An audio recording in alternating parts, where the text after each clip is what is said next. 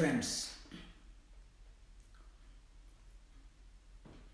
Fans, brothers and sisters, మీరు ప్రార్థించారు, దేవుడు పనిచేశాడు. రామగోపాల్ వర్మకి ఎప్పుడూ చెప్పలేనంత బుద్ధి దేవుడు చెప్పాడు, సెన్సార్ బోర్డు చెప్పింది. హైకోర్టు జస్టిస్ నవీన్ కుమార్ గారు చెప్పారు. ఎన్ని మోసాలు చేసినా ఈసారి మాత్రం ఆయన సక్సెస్ అవ్వలేదు.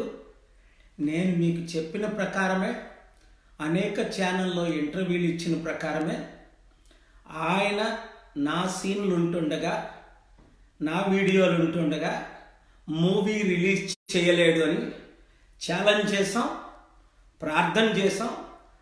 మా లాయర్ గారు బి కృష్ణకుమార్ గారు కోర్టులో జరిగిన సంభాషణ చెప్తే నాకు ఆశ్చర్యం కలిగింది. ఎన్ని మోసాలు చేశాడు రామ్ గోపాల్ వర్మ అంటే ఆయన జీవితం అంతా మోసాలు చేయడం అని ఇదే రుజువు అయిపోయింది. చీప్ పబ్లిసిటీ సీకర్ అని పేరు పెట్టాం, నేను కాదు, మీడియా వారు అందరూ. అందుకే తన సొంత కుటుంబం తన్ని వదిలేండి, అవన్నీ చెప్పను, అవన్నీ చదివితే ఆయనే చెప్పుకుంటాడు, నాకు దేవుడు మంచి భార్యని ఇచ్చాడు కానీ ఆయన మంచి భర్త లేదని. కారణం ఏంటి? ఇప్పటికైనా రామ్ గోపాల్ వర్మ నువ్వు మార్పు చెందు, నీ భార్యని సరిగ్గా చూసుకో, నీ కూతురుని సరిగ్గా చూసుకో, నీ తల్లిని సరిగ్గా చూసుకో. నీ ప్రొడ్యూసర్స్, నీ డైరెక్టర్స్, నీ ఫ్రెండ్స్ అందరూ నిన్ను హేట్ చేయడానికి కారణం ఏంటి? బాబు నా పేరు ఎత్తొద్దని ఒక ప్రొడ్యూసర్ అన్నాడు, నన్ను లాగొద్దు అని. నేను ₹1 ఇవ్వలేదని 100 కోట్ల మూవీ తీయలేదని నన్ను లాగాడు. ఏమైంది నీకు? నాతో పెట్టుకున్నోడు ఎవడైనా బాగుపడ్డాడా? ఈరోజు 2 వారాల టైం ప్రెసిడెంట్ ట్రంప్ని ఇంపీచ్ చేయడానికి నేను కష్టపడుతున్నా. అందుకే వాషింగ్టన్ DC, న్యూయార్క్ లీడర్షిప్ మీటింగ్లో ఉంటున్నా. నవంబర్ 2ని నేను director general FBI leaders, senior lead అటార్నీని కలిసి పర్సనల్గా కాంగ్రెస్మెన్ వాల్టర్ ఫాంట్రాయ్తో మీటింగ్కి నేనున్న స్వీట్కి రప్పించుకొని నవంబర్ 2ని, నవంబర్ 5ని డొనాల్డ్ ట్రంప్ ప్రాణ స్నేహితుడైన 41 సంవత్సరాల రాజర్ స్టోన్, మా ఫేస్బుక్లో పెడతాం ఆర్టికల్, ఈ ఫిబ్రవరిలో వచ్చింది. ఆయనకి 7 దాన్ని ఏమంటారు తెలుగులో, 7 క్రైమ్స్లో ఆయన అపరాధాల్లో నిందితుడిగా అయ్యాడు. ఫ్యాక్ట్స్ ఇచ్చేశాను, 50 టెక్స్ట్ మెసేజ్ ఇచ్చేశాను. ఎవరిని స్పేర్ చేయను. డొనాల్డ్ ట్రంప్ మాట తప్పితే ఆయన స్పేర్ చేయను. ఆయన మాట మీద నిలబడలేదు కనుక, మార్పు రాలేదు కనుక, దేశానికి ప్రపంచానికి ఆయన న్యాయం చేయట్లేదు కనుక ఆయన్ని ఎక్స్పోజ్ చేయడం జరిగింది. రాజర్ స్టోన్ని ఇప్పుడు జైలుకి వెళ్తున్నాడు. 10 సంవత్సరాలు మినిమం, 20 సంవత్సరాలు. అదే నువ్వే కానీ అమెరికాలో చేసుంటే ఈ cheap publicity president of India బుర్ర తీసేసి నీ బుర్ర పెట్టుకుంటావా? నేను నీకు సర్టిఫికేట్ ఇచ్చినట్టు పెట్టుకుంటావా నీ ట్విట్టర్లో? మరోసారి పెట్టు. నువ్వు 2 FIRలు ఉన్నాయి. ఇప్పుడు నువ్వు చైనాలో ఉన్నావా, నేపాల్లో ఉన్నావా, ఎక్కడున్నా పోలీసులు నేను పిలుస్తారు, నీకు ఇంకా బుద్ధి చెప్తారు. ఇప్పుడు మూవీ ఫ్లాప్ అయిపోయింది కదా, నా పేరు వాడగలిగావా? నా సీన్లు ఒకటేనున్నాయా? నా ఫోటో ఒకటేనుందా? నా వీడియో ఒకటేనుందా? చివరికి KK పాల్ అని పెట్టావు, తీశారు. KAA పాల్ అని పెట్టావు, తీశారు. JJ జోలో ఏదో పెట్టుకున్నావు. సిగ్గు లేదు ఇప్పటికైనా? మరలా వీడియో పెట్టి మాకు పంపిస్తావా? ఎవరో ఆపడానికి ప్రయత్నించారు, ఆపలేకపోయారు, డబ్బులు ఇచ్చారు, త్వరలో రిలీజ్ చేస్తా. నీ ముఖానికి పెట్టింది నేను కేసు. ధైర్యం ఉంటే, నువ్వు దమ్ముంటే చూపించుకో. మాకెవరు, మేవారు డబ్బులు ఇస్తామా? నిన్ను ఆపడం పెద్ద లెక్క నాకు. హిలరీ క్లింటన్ ఓడించడానికే లెక్కలేదు. చదువుకున్న వాళ్ళందరూ doctor KA Paul Hillary Clinton అని టైప్ చేసి యూట్యూబ్లోకి వెళ్ళి చూడు. ఈరోజు ఏడుస్తుంది 5 సంవత్సరాల నుంచి, 4 సంవత్సరాల నుంచి. I don't care anyone, even if it is Donald Trump. I'm talking to you from US, Washington DC and New York, in between the 2 cities, having meetings with senators, leaders, FBI leaders, attorney general, all the important people. You want me to release those pictures also? Be ashamed. That is why everybody doesn't like you, nobody wants to do good movies with you. నువ్వు మార్పు చెందాలని, లేదా నీకు cheap publicity కొరకు produce చేస్తున్న cinema producers కూడా నాశనం అయిపోతారు నాతో పెట్టుకుంటే. అర్థమైందా? ఈ మూవీని ఎందుకు కోపం మాట్లాడుతున్నాను తెలుసా? సిగ్గులేనోడా. ఆ రోజు నీకేం చెప్పాను బొంబేలో, నువ్వు యేసు ప్రభుని ఎఫ్ వర్డ్ 3 సార్లు వాడావు, వాడద్దన్న.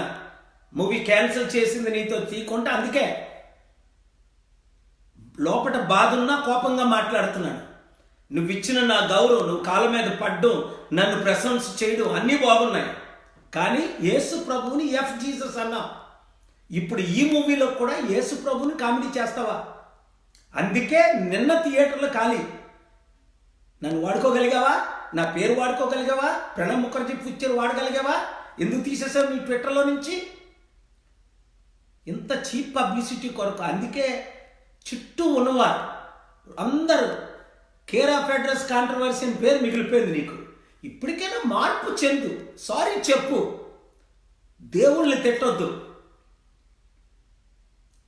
అందులో నాకు రక్షకుడు 800 కోట్ల ప్రజల రక్షకుడైన యేసు ప్రభుని ఎలా చూపించావు నువ్వు? మా అసిస్టెంట్ విజయ్ ఇతరులు మూవీ చూసి వచ్చి నాకు చెప్పారు. అందుకే మూవీ అట్టర్ ఫ్లాప్ అయిపోయింది. ఇంకెవడో చూడ్డు. బాబు అందరికీ చెప్పండి, మీడియా వాళ్ళకి పబ్లిసిటీ చేయండి, మూవీ ఫ్లాప్ అయిపోయింది. ఇంకా రేపో మాపో ఆయన యూట్యూబ్లో పెట్టుకుంటాడు. నా సీను ఒకటి లేదు, నా ఫోటో ఒకటి లేదు, నా పిక్చర్ ఒకటి లేదు, నా వీడియో ఒకటి లేదు, కనీసం నా పేరు కూడా వాడకుండా చేశాం. నీకు ఛాలెంజ్ చేశానా లేదా? 3 సార్లు డేట్ మార్చుకొని మీ లాయర్ వెళ్ళి జడ్జికి ఎఫిడవిట్ ఇచ్చాడు. ఏమని? చదువుకో, అబద్ధాలు ఆడి. చేయగలిగావా?